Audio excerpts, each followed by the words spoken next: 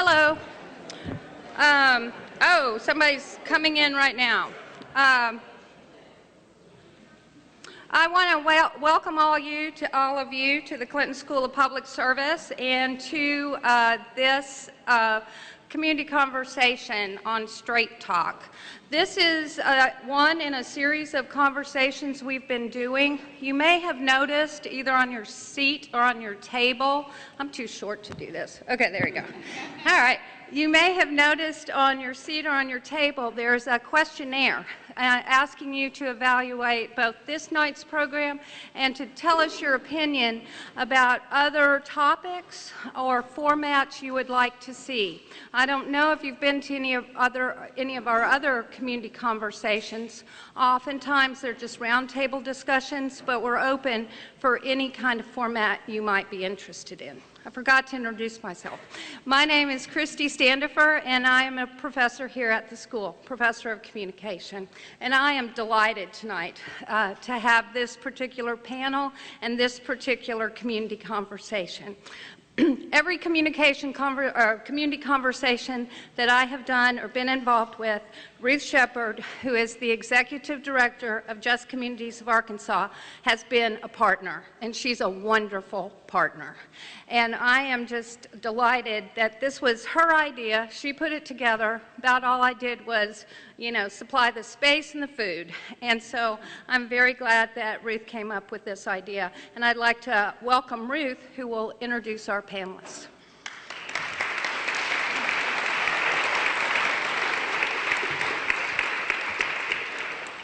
That's not all Christy did, but it's been a delight and a pleasure to work with Christy over the past couple of years, actually, on several community conversations.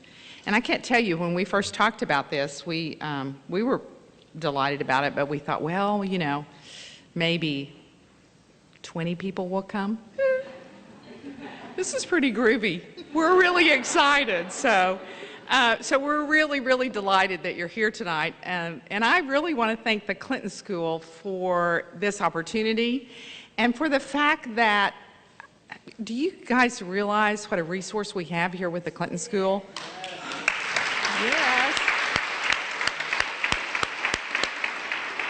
I've been really tempted to give up my day job so I could just come to all the programs or at least be one of the volunteers. Bob G, is that a good thing? Just be a volunteer and you get to come to all the good programs? I know, and they're almost daily. So I think I love living in Little Rock anyway, but this is such a treasure. And so it has been a real honor to be a partner with the Clinton School for several of these community conversations, and I'm particularly glad to be here tonight.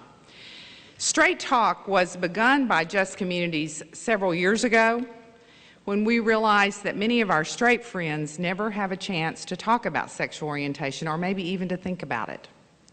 And many of our gay, lesbian, bisexual, and transgender friends are reluctant to talk about sexual orientation because they don't know what the consequences might be.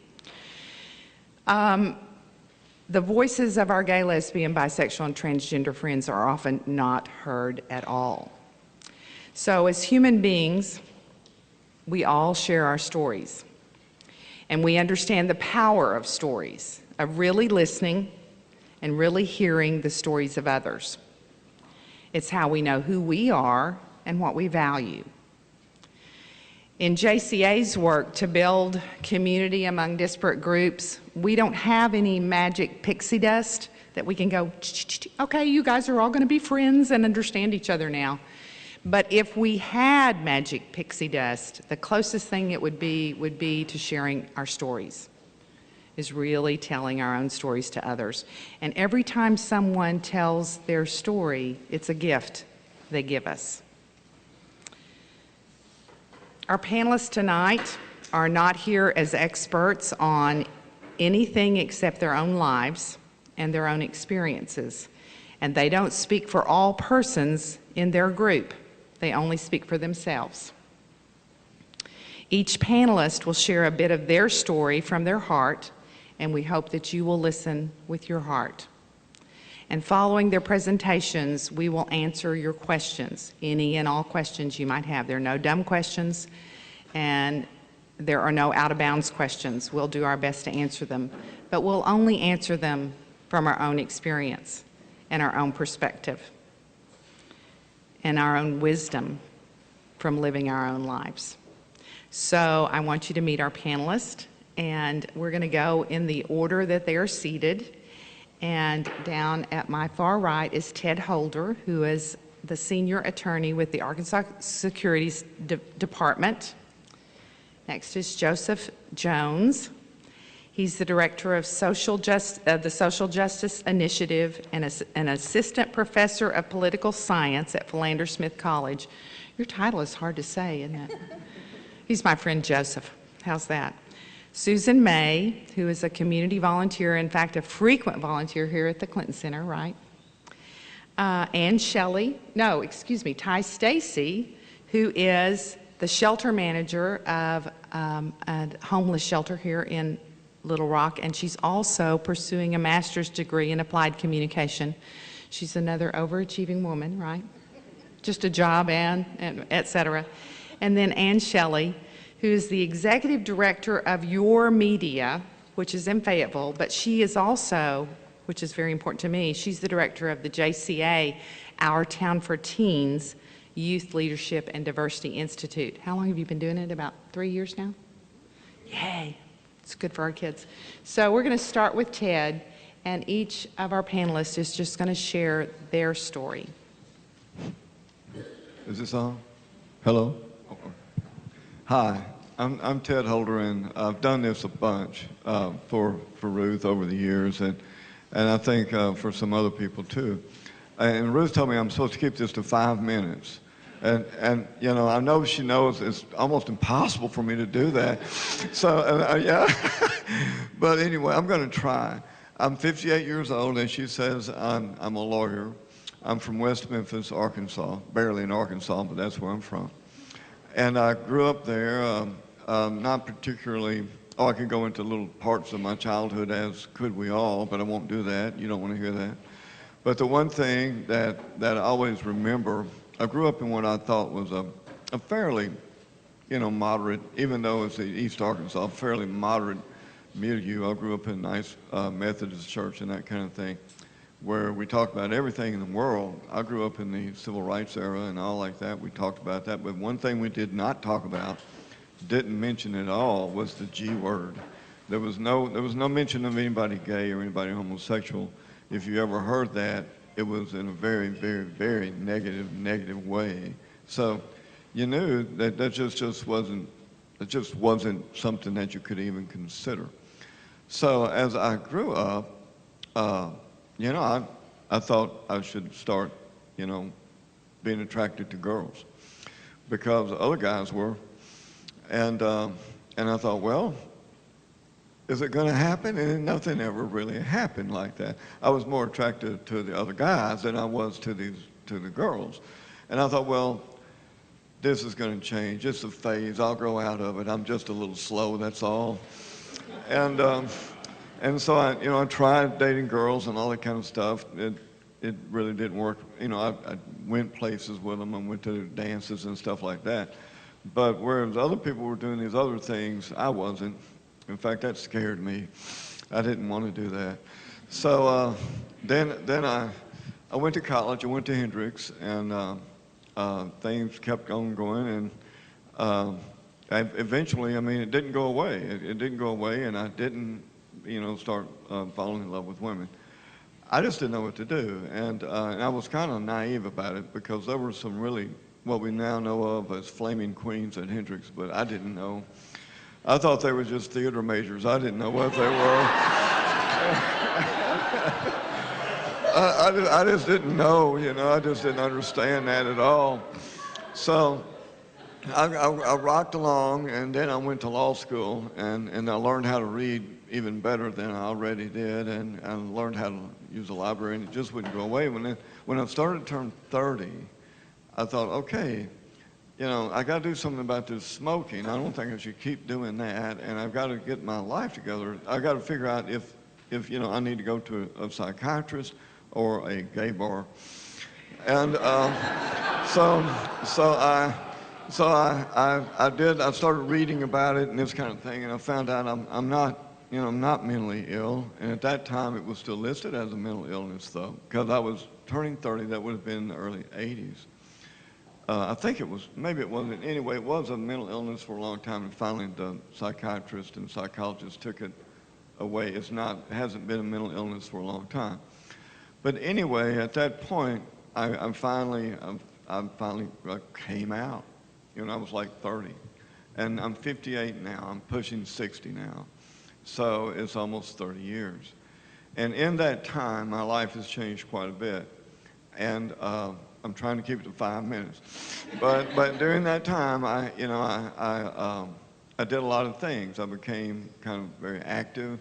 I was very active and I was a founding member and was very active in and eventually became president of the Arkansas Gay and Lesbian Task Force, which is no longer in existence. But when it was in existence, it was in existence when Bill Clinton was running for president. And all of a sudden, people cared if there were gay people in Arkansas. It was kind of neat. I got phone calls from all over the world. We even, my husband over there, who we've been together for 20 years, we even got filmed in our house by a Japanese film crew. And they paid us $200. But they wanted to know about that. So we did all that. We went and had the March on Washington. And during that time, lots of things have changed. Now, whereas I used to go and tell people I'm gay, now more people know I'm gay than actually who know me, who actually know me. And I must say it's the best thing that ever happened to me. It's not that I like running around talking to people about my life like this. I don't do it that much. But if you know me, if you work with me, that kind of thing, you know I'm gay. Joe, my other half, he's over there. Wave, Joe. Wait. There he is. We've been together, in March it'll be 21 years. We got married in San Francisco. And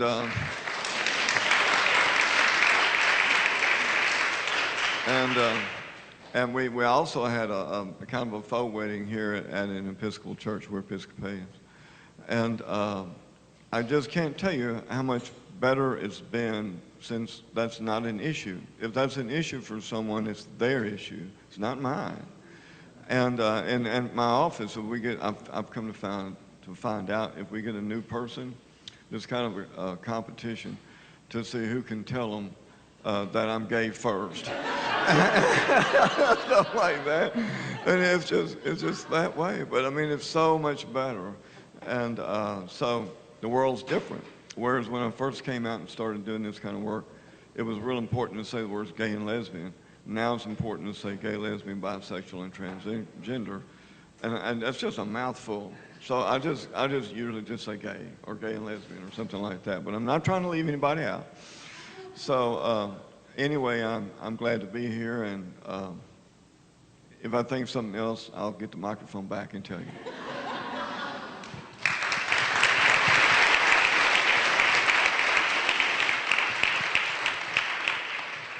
Good evening.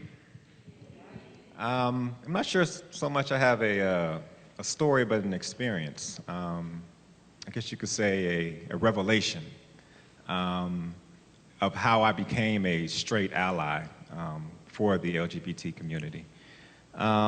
As Ruth says, I am an assistant professor of political science, and when I was in graduate school as a TA, I taught a class called the Politics of Hip Hop.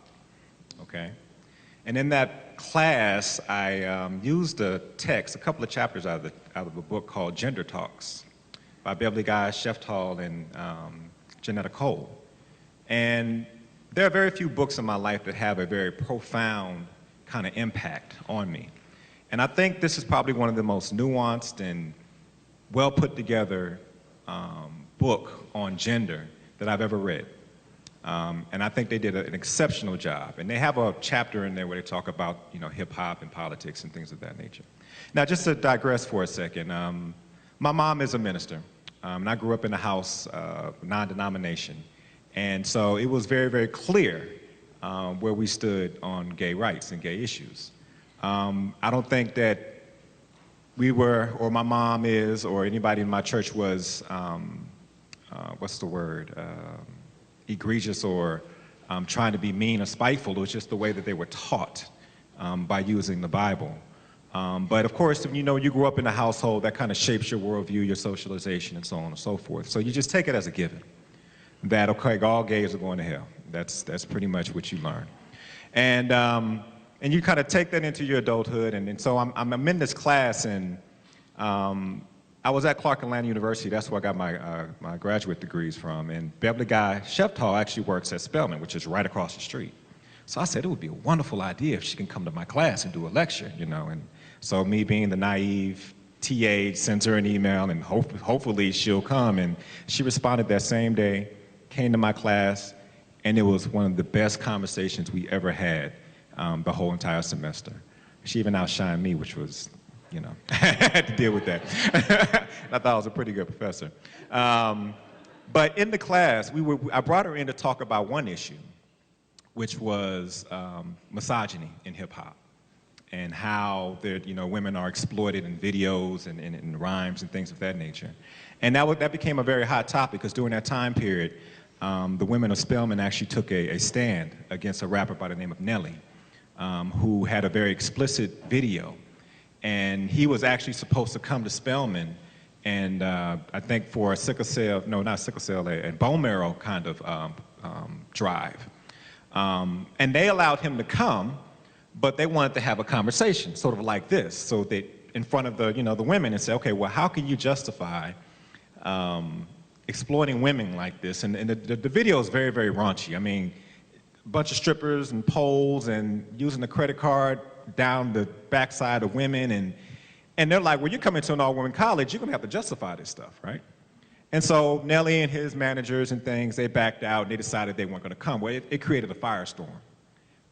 These women were vilified. They said that they were just trying to hate on Nelly and so on and so forth. But nevertheless, we were talking about that. But Beverly Guy Sheftall, she pressed me about something. She was like, you're talking about gender and you're talking about misogyny, but what about homosexuality in hip hop? What about homosexuality in the African American community, in the African American church? Why aren't you using this as a means in your class to actually talk about these issues? It's just as wrong as misogyny. And I felt embarrassed because I thought I was very thorough in preparing the class, but it stuck with me. And I began to really, really do a self-evaluation and started really reading about, why did I actually think that gay people were inherently going to hell? And I realized how naive and how archaic my beliefs were in engaging with other LGBT communities and straight allies. And just to kind of fast forward, wrapping it up, now I'm in a position where I'm the director of the Social Justice Initiative at Philander. And now I'm in a position where I'm forced to look at social justice issues across the board and be an ally for anybody who has been a victim of injustice. And so now it's even my position is even amplified more, where I have to be able to stand up in certain situations, even in the classroom amongst my peers. And for the most part, it's really, really uncomfortable, and even within the church, which is a really, really hard conversation in the African American community. But I made a very, very conscious decision that I was going to do that, and do that always, and not back down and just sit back and just allow people to just bash and say ludicrous things about something they absolutely have know nothing about. And something that's become very, very clear to me is that in doing that, I'm demonized. And I thought to myself, well, if I'm being demonized for standing up for LGBT communities, I can't even imagine living a life of going through this constantly over and over and over. But it's a struggle that I've embraced, and I will continue to be a straight ally because it's just the right thing to do. Thank you.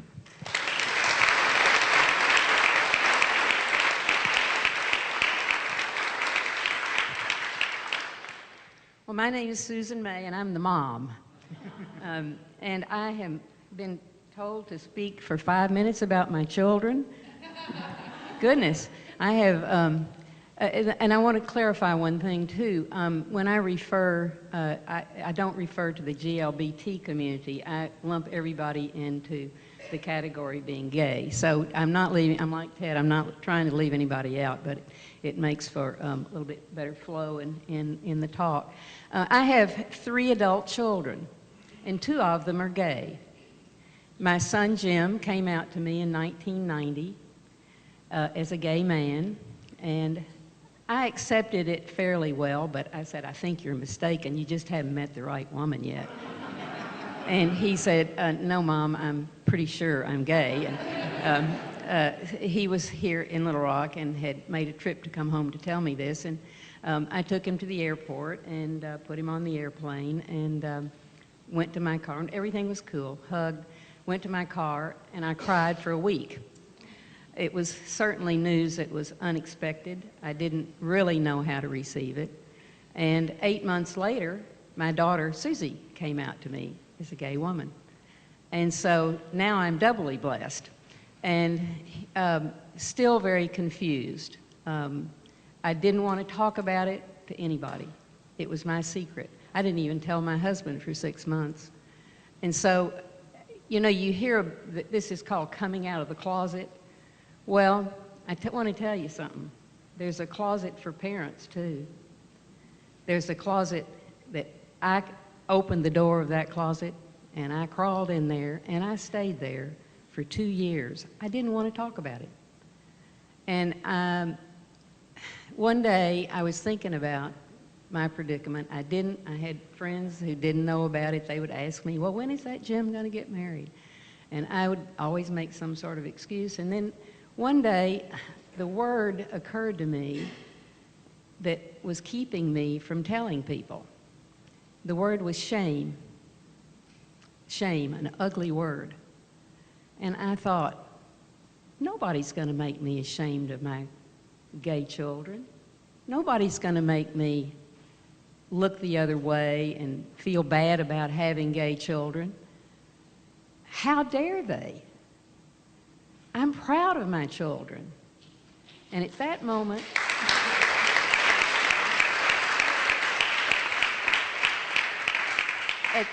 I came charging out of that closet like a mama tiger.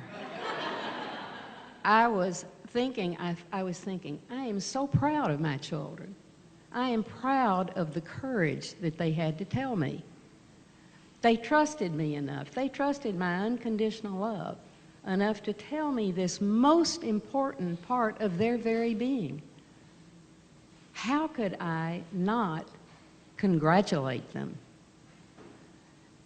I don't think us so-called gay people, so-called straight people, I don't think us straight people have any idea of the courage that it takes a gay person to come out to his or her parents.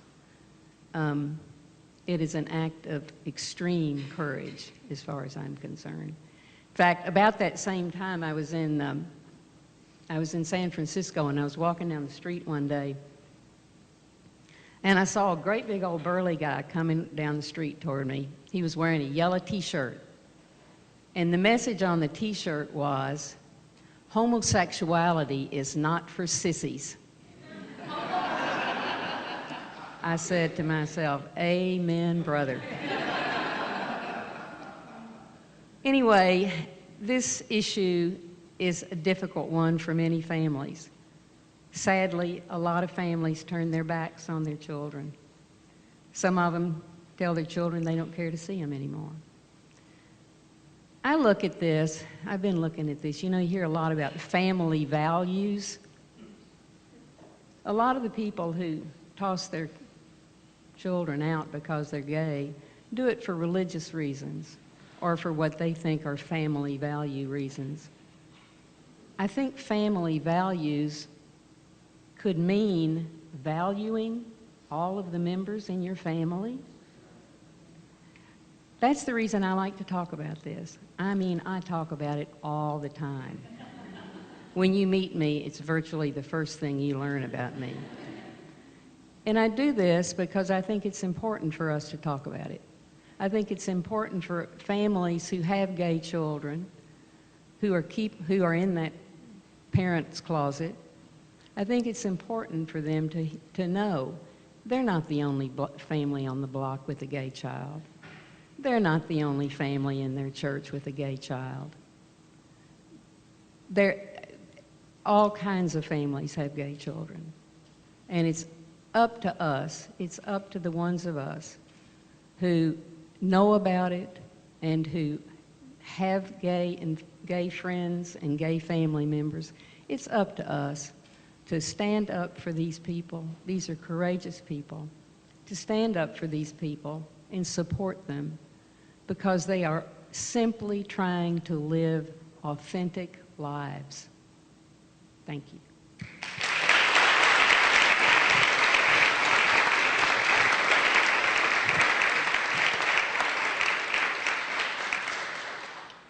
Okay. Hello, everyone. I'm Stacey. And I guess I'll just kind of tell a little bit about myself. First, can you guys hear? Okay. First, I was born here in Little Rock, Arkansas, but I had the wonderful opportunity of growing up in Arkadelphia, Arkansas. So I don't know if you've been there, but it's not a good place sometimes for a gay person to really come out. And I came out when I was 18 years old, and really similar to what Dr. Jones said, you know, my experience growing up was in a household, a very religious household. You know, we definitely, I grew up with a certain set of morals and values, and those were things that I believed, and I made sense of the world through that lens. And when I came out at 18, you know, for me, it was scary, because I had a lot of questions about who I was, because I grew up believing, like Ted said, that I was going to marry a guy and that I was going to have a family and that we were going to be awesome and really smart. And, you know, and I had like this really great vision, but then something happened and it made me question my whole existence, you know. And for me, that was very powerful because I didn't really have any role models to really look to. And my mother was actually the very first person that I came out to. And her reaction was, I wouldn't say it was a negative, but it definitely wasn't very encouraging, you know. And it was something, and I know today that she did the best that she could with the news. And how I handled that, I think, is really important, because I've seen that it is a similar way that a lot of young gay children handle coming out, especially in places where there's not a lot of resources. And for me, sort of what I did was I moved to Little Rock. I moved back to Little Rock, to a larger city very quickly. And I got into the party lifestyle because I wanted to hang out with people that would accept me and that I could kind of feel similar to, you know. And I got that here in Little Rock. You know, I would go to clubs and I would hang out with people that were very gay friendly. And I really had no concept of what I was or what gay was, except that I like girls, you know. And that was really the beginning of me coming out and making sense of it. And so I kind of got like really strong into the party life and moved around a little bit. And then about at the age of 26, personally, you know, I had a life-changing experience, and I realized that, you know, I was really killing myself with alcohol and partying and all that kind of stuff, and I needed to have a change, you know. And luckily for me, like, I got the opportunity to make a change. And in that change, I believe it was like, for me, the second coming out, but it was a coming out for positivity, you know. And people like, actually, Ann, who's sitting next to me, you know, she used to come into this place that I worked, but she was an activist, and I talked to her and found out what she was doing, and I wanted to do that. And so when I had the opportunity to become an activist myself, that's what I got into, you know. And I went and started working with different organizations here locally, like the Women's Project, that helped me get connected to other gay young people, get involved in the communities, and kind of give out information. And that's really how I learned a lot about who I was, because what I learned is that I had the opportunity and the power to be positive, you know. And I had the opportunity to share my story, and similar to what other people shared up here, you know, I had a lot of shame, because I didn't know, I knew I was gay and I had come out, but I didn't know if that was like the right thing, or if I was just making that up, or what the deal was. And so I finally got the opportunity to see that, like, I definitely had the right to be who I was, and it was very important to me. And from that day forward, that's what I had that's what I've been doing, you know. And that's been about, what, 8 years or something like that. I've been an activist, and then I started to like get into education really strong, because another thing was that I quit going to school because I didn't really have a lot of friends, or I had friends, but I didn't feel a part of society, and I really rebelled. And so I got the opportunity to go to school and learn more about myself and just really invest in being a good person and a contributing member of society. And I guess, you know, through that and being able to be a good example to my family, like that really changed their ideas in their mind about what it meant to be a gay person. Because, you know, it took a long time when I would go home, my mom, you know, we just didn't talk about it. You know, I came out, I meant that I was out, and she knew I dated girls, but we didn't talk about it. My family didn't talk about it, you know, and Thanksgiving dinners were very quiet, you know. And now today it's just because like I've had the opportunity to grow into me, and I'm really proud to be a gay person, a lesbian in my community, as well as just to know that that's to me my gift, you know, and I get to share that with others. And I guess now, you know, I've just continued to try to help any way I can in the community to help people feel a part of and know that, you know, I'm out here, there's a lot of me out here, I found, you know, a lot of me out here, and it's good, and it's positive, and that's why I'm here, and that's what I want to share. Thanks.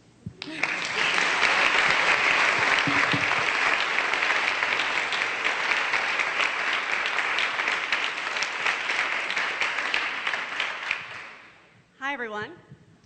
I'll just come right out front here and tell you I'm an overly optimistic ass. I was nicknamed that at a job before, and I am so excited I can hardly sit in my chair.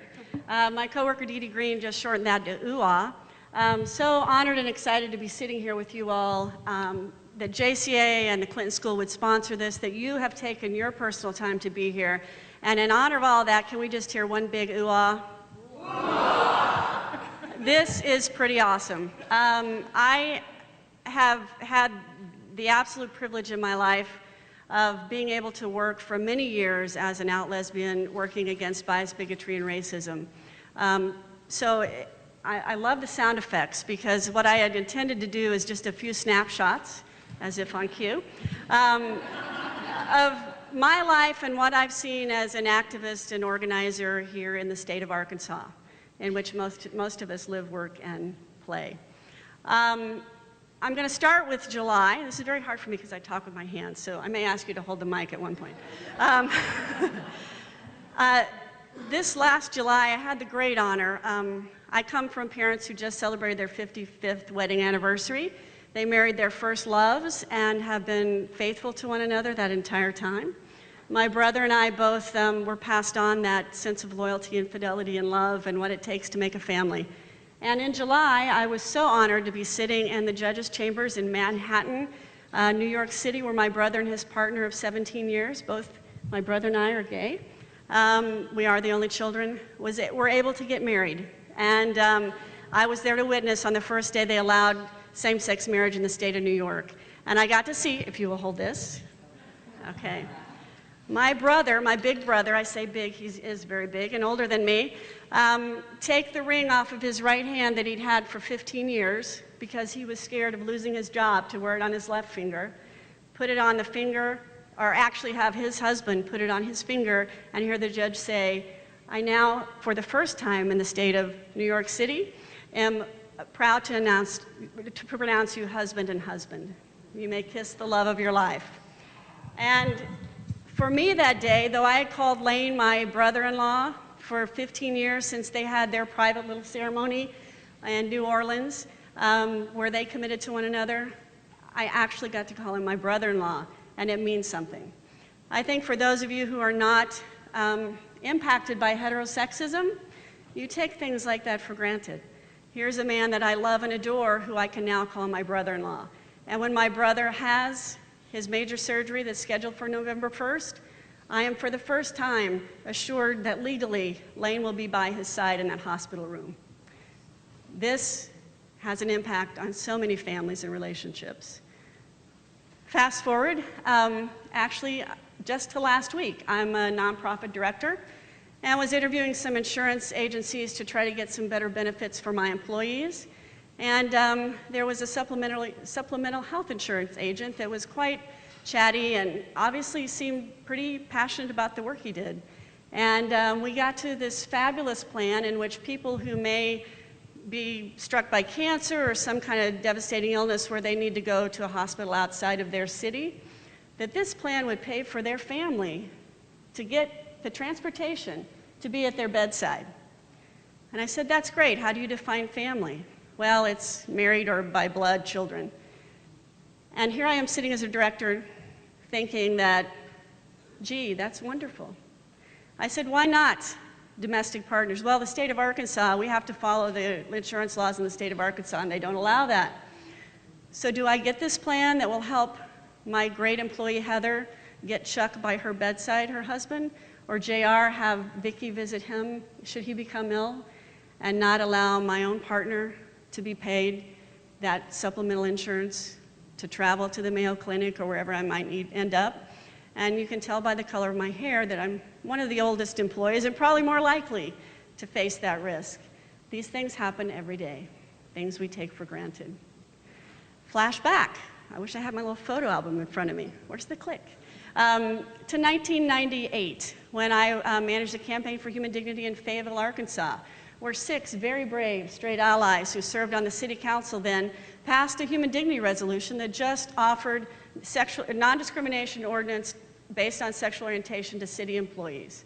600 city employees would now be free of that discrimination. The mayor vetoed it. There was community outrage, and the kinds of calls and harassment, as you spoke of, being a straight ally, that those 6 city council members had to endure made them so committed to doing the right thing that they overrode for the first time in that city's history the mayor's veto and passed that ordinance. So,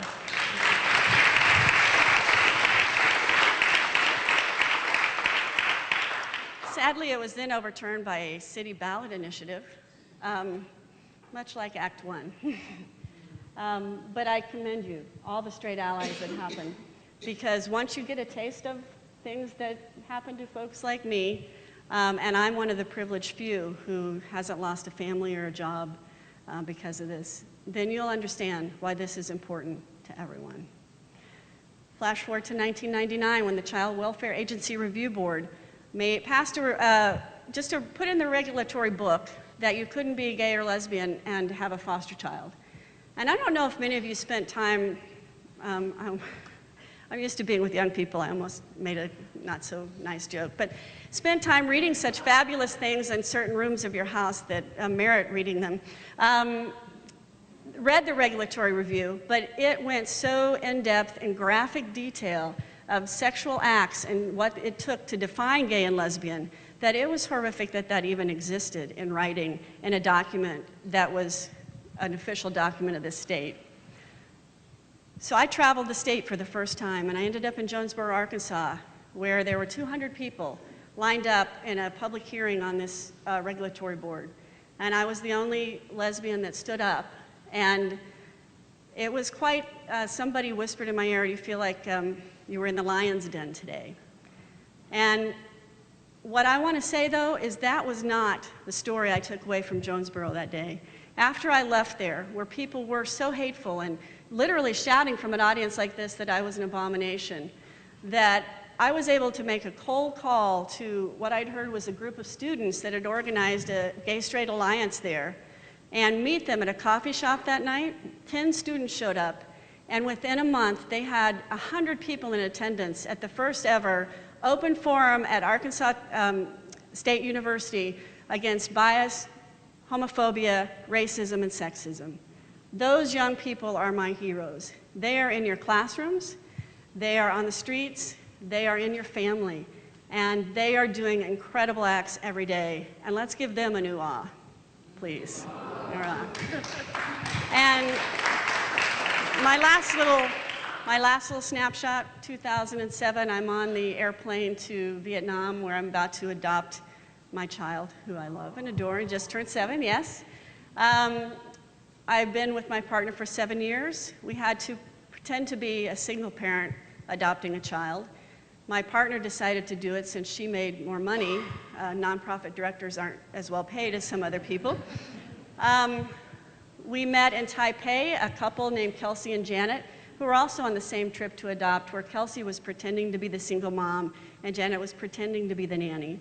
And we both had our wonderful daughters, and we both came home. Fortunately, the state of Washington, where they live, has second parent adoption. And as soon as they got back, Janet was able to become a legal parent of their daughter, Sarah. Unfortunately, Arkansas does not. Not that, as I said, I was raised by a family who stays together, and never did I see this coming, that my relationship would end. But with that ended all my rights to my daughter. After 3 years of being a stay-at-home mother, I have no rights to the decision-making process of my daughter, no right whatsoever. I had to have a piece of paper even that said I could take her home from school. So, my daughter is fabulous. Fortunately, there was a Supreme Court ruling in the state of Arkansas in Bethany v. Jones in February that gave me some hope of legal standing, and yet still to this day, the things that you who are straight allies take so much for granted, the love of your children, the safety of your family, the right to insurance, to be there in the hospital, are things that we have to go to court to hopefully even try to find. Boy, a hush falls over the room. And really what I wanted to leave you with was a sense of hope. Hope that these things are changing, that this room right here is full, that you all took your valuable time to be here, that we are here sharing our stories, that this beautiful young woman who I met in a coffee house years ago now sits next to me, an activist herself. So please go out tonight, figure out a way to be an ally, and do something this week that makes a difference for someone in your life. Thank you so much for your time.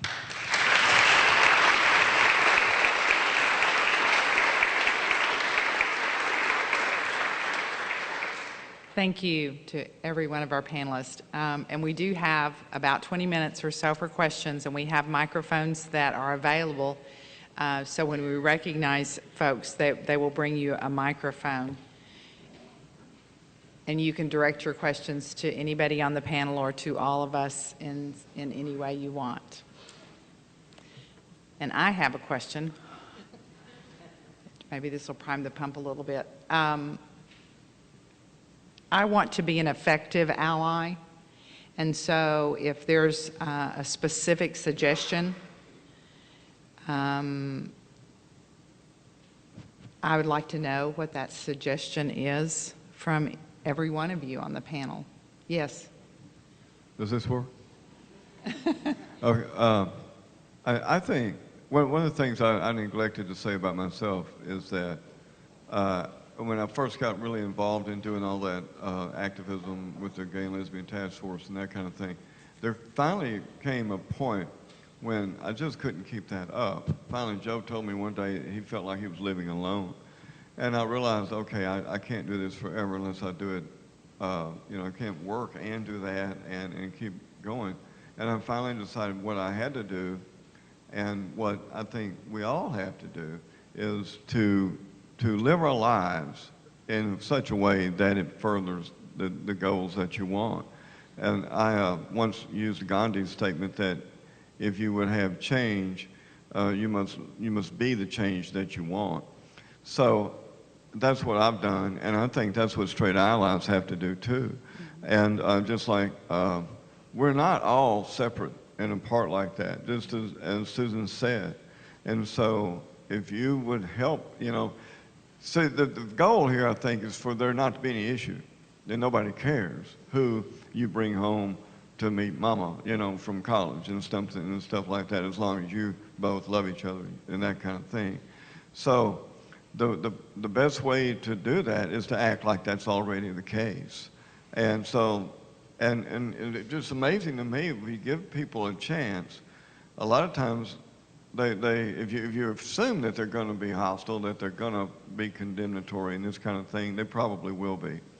But if you just be yourself, it's been my experience, and I guess maybe I'm Pollyannish, maybe but I don't think so. People will be okay. And I don't think I've lost any friends in all this. If I have, they weren't my friends to begin with, and I don't remember them. but anyway, I think that's what, you know. So if you hear as an ally, you know, someone saying something that's just not true, you know, about gay people, don't let it pass. Say something. And then people get the idea. You know, there used to be a time, and Ty's too young to remember, I think, but because I'm her parents' age, but there was a time when I grew up in East Arkansas when you heard racial comments all the time. It permeated everything. It was horrible. Now there's a time when that's not cool. That's not nice and polite company anymore. And I think society changed, and it's going to keep changing on this topic too if we all stand up. Other specifics? Do y'all have ideas? Yeah. One specific thing, as I said, I work a lot with youth. If you hear, or please, if you have any impact in the life of a child, never again should it be okay to say that's so gay. That is hurtful every day. It is permitted most of the time by school administrators and teachers, and that language has got to stop.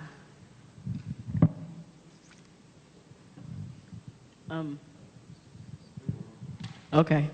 I think from my experience, one of the things that is very helpful is not to let the talk stop, you know, because a lot of times it's really controversial or hard to talk about gay topics, you know, and it's just easier to not talk about the elephant in the room. So I would say don't avoid the topic, you know, and every opportunity make it the norm, you know. And I think it's headed that way, but I think allies can really, really help in that area. Thanks. Well, I was going to say the same thing that Ty said. Is it working? I think it's really important to talk about it, and it's practically the first thing I ever tell people. Yes, my name's Susan May, and I have 2 gay kids. But you know, a part of that is also some. It's sort of a self-protection, because I have been in situations where I heard people say things about gay people, and they were talking about my children. They didn't know it, but so rather than have to correct them and say, I'm sorry, but I don't appreciate the way you're talking about gay or lesbian or transgender or bisexual people. I mean, this is just not acceptable. So I think that the more we talk about it freely and outwardly and talk about their lives. You know, I think part of the problem is that when I found out that when I tell people that I have gay children, they don't know how to respond. They don't know to simply say, oh, well, does Jim have a partner? Does Susie have a girlfriend? They don't know how to, it just seems so odd to them to say that. So consequently, they don't ask about anything.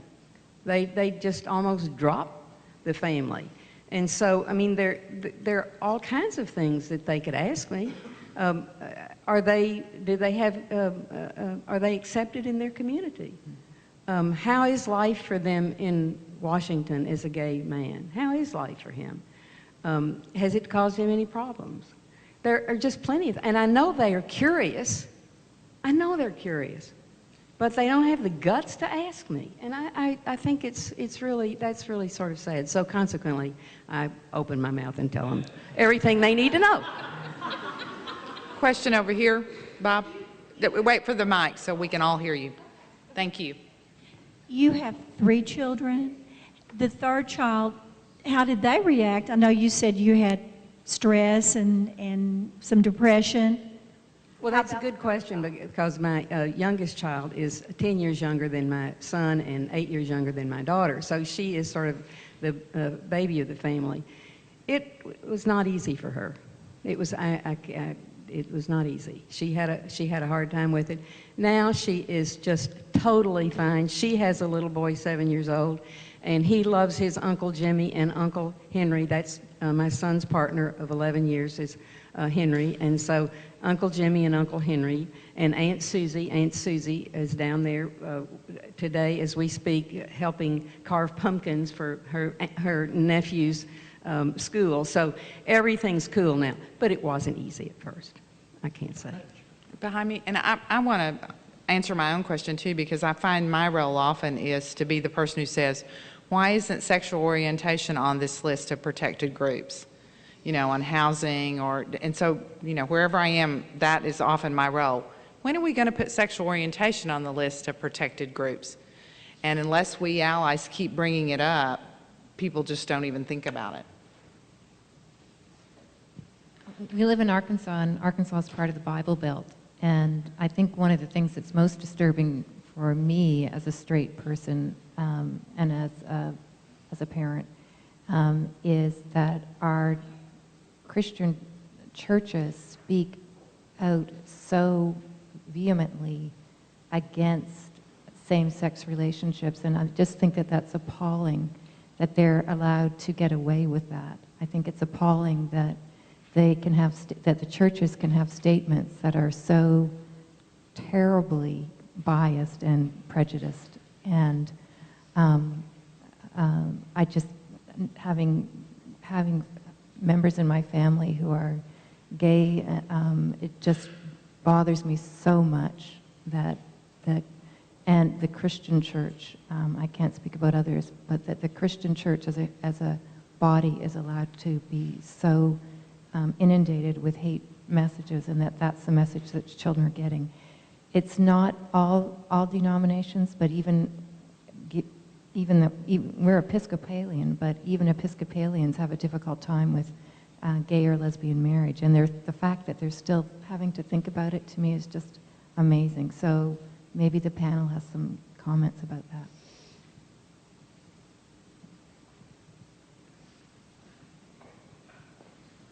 Can I respond to that? Yeah. That it is very upsetting and appalling.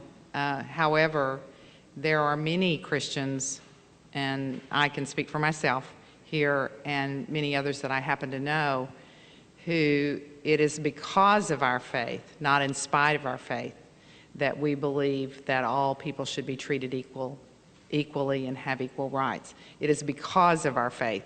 So I think that there is the potential for Christians, I happen to be a Christian, and for others to use their religion in a positive way too. So that's, and we did, by the way, pass out a few of these. We have more if you need them. This is a small pamphlet, but it's very helpful because it deals with all of the 7 passages in the Bible that people use sometimes to justify mistreatment of gay and lesbian people. So, I think, I'm not sure what the question was, but but we're Episcopalians too, and we've been very, very active in the Episcopal Church in Arkansas. There was a group called Integrity that used to be in existence, and there are some really good Episcopal church. You're Episcopalian too, so I mean it's just talking to people helps. It really does, and so I think we've changed. I don't think all Episcopalians are just walk on water or anything, but we've had good. I don't know how really to answer the question other than to do the same thing with churches that we do with everybody else, because people change within churches too. We have to keep talking with them. Yeah, there are folks back here with questions. Joyce. In response to what you said, Gene Robinson has a documentary called Not That Kind of Christian, and a lot of people have to kind of say, I'm not a part of the groups that are speaking out, but I think that I'm seeing more and more Christian groups that are not letting others be the only voice for morals and what Christianity is. So I think it's just anyone who is Christian, I think we need to use our voice. And I have a question. My practice is not to out other people, but there are times that I feel uncomfortable because other people are not aware and have some different kinds of expectations. And is it ever okay to out someone? We need for Ted and Ty and Ann to talk about that. I think so. I think it's okay to out someone who is doing things, who's in a position of authority or power and is doing things that is detrimental to gay, lesbian, bisexual, transgender people. and I've done it. So.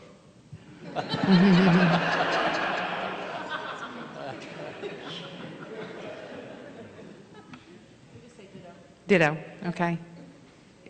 She's got the mic. I think I am a gay man, and I think where we've fallen short in this fight for equality is that we have let this become a religious issue. I don't think there's anything with religion having an opinion on it, and quite frankly, I choose not to debate people on their own religious merits of that. But there isn't a gay person in the world who's fighting for a church who doesn't like them to marry them. We're not fighting for any of those. We're fighting for the same equality that people have. And I think in that manner, it's important for us as gays, straight, lesbians, bisexual, transgender, all of us, to realize that in order for them to understand that, it might be a good deal for us to take that fight to them, not necessarily as a her kind of fight, but HRC was here this year, but they came to Little Rock and Eureka Springs. I mean, those are the most liberal parts of the state. So I just think if we're going to fight this battle and we're going to be strong about it, we've got to take it to their front door. I think we need to go to people that we know who have this kind of issue with us and let them know, I'm not fighting against your religion. You are free to believe what you want, but I don't want your religion to influence the public sector. And I think we're all more free when we keep each other's religion outside of the public sector. You can talk about it how you want to, you can believe what you want to believe, but just keep that in your room, and I'll keep my private life in mind. In here, over here, and then back here. I feel like transgenderism is a lot of time overlooked in this type of discussion. And I feel like there's a lot of transphobia even within like the allies and the LGBT or LGB community. And I was wondering what experiences you guys have had with transphobia and transgenderism, and just what suggestions you would have with dealing with that. Okay, well, actually, I just went to a transgender training done by the Arkansas Department of Health. And I think that one of the misconceptions about transgender people and transsexual people is that because I'm gay, I know a lot of information about transgender people, which is not true. And I think that just like any other person, like I have to learn. And my personal experience is I worked on an activist committee on the UALR campus. And that was like my first, I guess, experience in meeting transgender people and listening to what they have to say. And I think the first thing that I learned as my own personal experience is that they are people, you know, and they have an opinion, and sometimes I like them and sometimes I don't, you know, and it's just like, they're just people, you know, just like I'm just a person. And then the second thing is just, there's not a lot of resources for transgender people, and there's no voice. And I think that for me personally, my experience is that I have to, if I advocate for me, I advocate for them, you know, and just like if I advocate for gay rights, I advocate for all human rights, civil rights, because I believe if equality starts with equality and there's no special person, and you know, and that's my own personal experience with the fight for equality. And I think that it's just, for me, a learning experience, but there are transgender people in our community and there are resources and things. If you're interested to know more, then I would suggest that you look into the Department of Health and places like that that offer contacts so you can get more information. There are also some contact information and organizations. And when we ask that question, when is sexual orientation going to be on the list? It should be, when is sexual orientation and gender identity? I mean, we might as well get them both on there at the same time. I think your question is very good because, I mean, I have to say that I didn't used to think there was such a thing. I just thought that, you know, transgender guys are just gay guys that don't want to be gay or something. But I've learned since that that's not true. And I think, and I'm working with something now, just tangentially, for homeless people, homeless LGBT people, many of whom, well, it was like 30% of the people who are, you know, from 18 to 25 who are under the bridge are gay, lesbian, bisexual, transgender, and all that. But I'm working with some people, and they are, that's what they are, they're transgender. So I'm getting to know a whole lot more of them and stuff like that. So I don't know. I never really had that much about it. I saw the movie Boys Don't Cry or something like that. That was really good. I mean, it's the first time. But I think I need to do some work on that. I'm aware of it. I'd like to thank you personally for bringing that up. I have had a lot of experience working with transgender folks in the transgender community. Really delighted that at the camp that we do, we had our first out transgender youth. And again, a story of hope. The young people were so accepting and wonderful dealing with that issue. I think a lot of what is hard for folks in general to wrap their heads around is that there's no connection between gender identity and sexual orientation. That when someone transitions their gender, their sexual orientation changes, or stays the same, we just label it differently. For instance, my friend Fran in Kansas City in the 80s, who was, as a man, married to a woman, when she transitioned to being a female, was still very attracted to women. So she went from a straight man to a lesbian female. So they're two very separate things, and yet the communities and the injustices and the bigotry are often the same. In fact, transgender people are the most harmed in hate crimes, the most likely to be killed in the act of a hate crime. So thank you for bringing that out in the open so we could address it. We were straight up 7, so let's take at least one more question. Is that Heidi? Is that Heidi back there? And then I know that our panelists will be glad to stay a few minutes later, but we have to. I'll be brief. No, it's not Heidi. It's Hillary. Hi. It's Hillary. Hello. I knew that. Hi, I'm Hillary. I'm a Clinton School student here. Thank you so much for being here. Can you hear me? Okay. Well, there. Yeah. Hi. Heidi and I actually are doing a CGI commitment to do something similar to this in schools. And my question is actually about youth. We're very concerned about the bullying and suicides that have been happening in schools amongst gay, lesbian, transgender, bisexual, or perceived to be so youth in America. My question is, what responsibility and what power do you feel that school administrations and teachers and principals have to address the bullying that's going on right now in Arkansas and in the United States? Thank you. I would say 100% and 100%. That doesn't often happen. If you want to do some more homework, I don't know why I'm in a school and I think I need to assign you all homework, but the Gay, Lesbian, Straight Education Network has done very thorough work on the climate for LGBT students in high schools especially, and the statistics still to this day are staggering. And you don't have to go too long between news stories until you hear another suicide or bully side, as they now call it. So absolutely, if the administrations and don't take control of this, if not them, who? That's all I'll say. Several years ago, we took the panel to, this was actually before JCCA got involved, and we took the panel to 2 teacher trainings. One was at Central High, and the teachers were required to come to it. And one was at one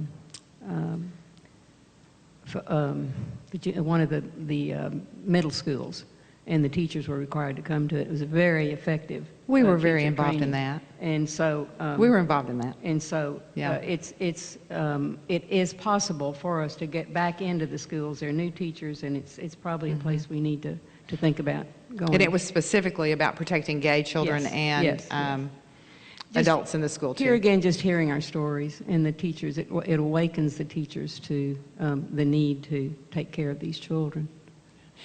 One last thing, I'm going to go buy the book Gender Talks as soon as I get an e-reader because I can't afford any more books. Are there any other books that you guys would recommend? And this has to be the end, then we've got to quit. But have been really helpful to you or would be helpful to the rest of us? I have this feeling we have a really smart audience. Yeah, I taught him in the 11th grade, and he's going, yeah, we're a smart audience. Well, I was struck when you were speaking earlier about misogyny and then extending that to homophobia. And this is real old school. Suzanne Farr, born, one of our good Arkansas folks, a long time ago, wrote a book called Homophobia, A Weapon of Sexism, and the intense connection between sexism and homophobia. And I think it's a good read.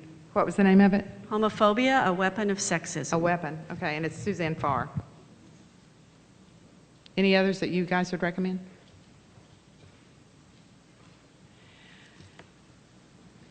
Thank you very much.